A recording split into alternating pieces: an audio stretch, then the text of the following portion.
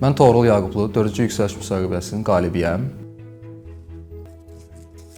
Əgər müsabiqədə bir daha iştirak etmək imkanınız olsaydı, nəyə fərqli edərdiniz? Yəqin fərqli etməzdim, çünki qalib olmuşam. Amma ki, həqiqətən yenə iştirak etmək istərdim, yenə o həyəcanı yaşamaq istəyərdim. Yoldaşlarımdan yeniliklər öyrənmişdim. Müasir idarəçiyə yaraşan idarəetmə metodları onları tətbiq etmək istərdim. Sizcə müsabiqənin ən çətin mərhələsi hansıdır və onun öhdəsində necə gəldiniz? 3-cü mərhələ idarəetmə bacarıqları mərhələsi ən sevdiyim idi. Çünki orada sırf sizi qoyurlar bir vəzifəyə, siz özünüzü hiss edirsiniz və sizdə problem var, siz onu necə eləyəcəksiniz komanda ilə. Məncə bir çox bizim gənclərimizə ən çətin çəkdiyi mərhələ bu idi. Bu mərhələni keçmək üçün mən tövsiyəm olar ki, səmimi olun, qarşısındakına empatiya hissi yaşayın.